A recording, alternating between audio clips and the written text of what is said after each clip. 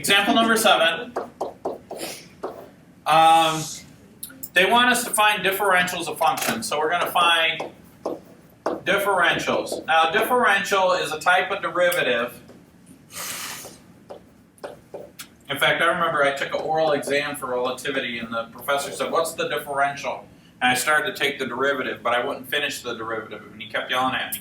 He said, "Don't you know what a differential is?" Still haunted by that. So now, finding differentials, this is what they gave us. They said, all right, find this differential. Tangent of 2x is equal to. Now, how would I take the derivative of this? So we just grab it. Yeah, we know. Okay, so it's very similar to this, right? We already know how to do this. We're just working with the notation a little bit. So this would be like tangent of smiley face. Okay. Now, what is the derivative of smiley face? Frowny face? No, it's tangent. It would be secant squared, right, of smiley face.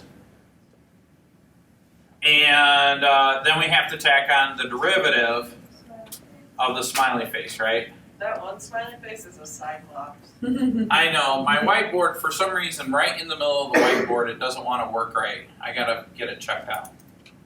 So now, how would I write this? Well, I'd write this one up here. I would say tangent of 2x, right? Isn't it secant squared?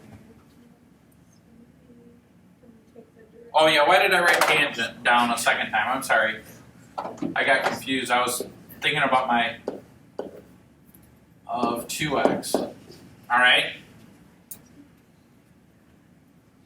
And then it's going to be the derivative of 2x.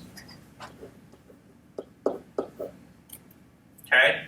And so to complete this line, to clean it up a little bit, the derivative of tangent of 2x is actually secant squared of 2x. What's the derivative of 2, right? So this would be 2, and then because we're taking the derivative with respect to x, the dx gets tacked on the back. Now you might say, well, Mr. Adams, do we really need to do the dx thing? Yeah, because when we start to do integrals, that dx is important, okay? So we want to start writing it this way. Prior to that, we've been putting this dx on this side, but it does make a difference. So now if I wanted to clean that up a little bit, I would just say 2 secant, toss the 2 to the front, right? 2x dx. And so that way if I have a story problem and they say, well, when x equals this, the rate of change is this. Or sometimes they'll give us the rate of change of x, and we can work backwards, all right? And so that's it. That's the derivative of tangent of 2x. And so really, the only thing I'm really trying to teach you guys is a little more formal notation than we're used to. Okay? That's pretty much it. Let me do one more. The other one. Write it down. Hurry up quickly. Oh, I just don't want to do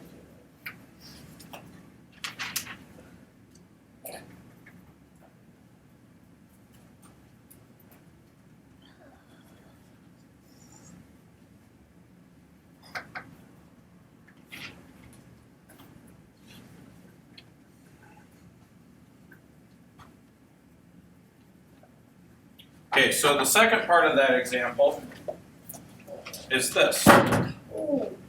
If I want to take the derivative of x over x minus 1, or I'm sorry, plus 1, well, then that is the quotient rule, right? So the quotient rule is we'll let u equal x, therefore u prime will equal 1, v equals x plus 1, and then v prime equals 1. Okay? And I apologize, my whiteboard's, or my smartboard's not so smart today. So anyways, What does that look like? U times V prime minus. Yeah, so what we're going to do is we got to remember that when we take the derivative of u over v, the quotient rule, just a quick reminder of what that is. Right, what is that? Well, it's going to be u v prime minus U prime. Yeah, I thought it was VU prime.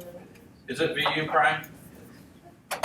vu prime minus uv prime all over v squared, right? Mm-hmm. So to find dx of this stuff,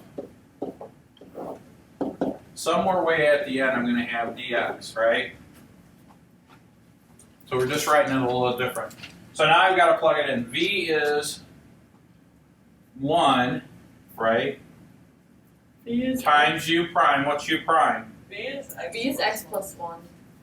V is x plus 1, that's right. X plus 1, right? And then u prime is 1, okay?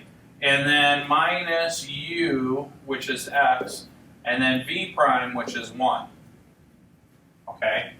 Now the only thing that's different is that we have to tack on these dx's, okay? We have to tack on these dx's. So this has dx on it, and this has dx on it, because we're taking the derivative with respect to x. So that means on the end of this one, you'll have a dx. Let me write it a little more formal. You're going to have dx, and then minus x 1 dx, right? All over v squared, which is going to be x plus 1 squared. And we'll clean that up a little bit. Okay? And so at some point in time, we should be thinking we're going to have this pulled out.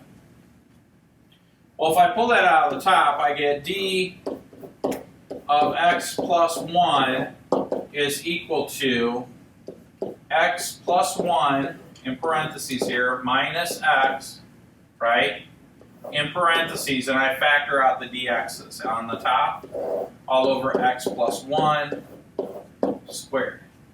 See what I did there? Does that make sense? Now, what do you notice about the x's? They cancel. So the derivative of this whole thing is x over x plus 1. The derivative of that is actually 1 over x plus 1 squared dx.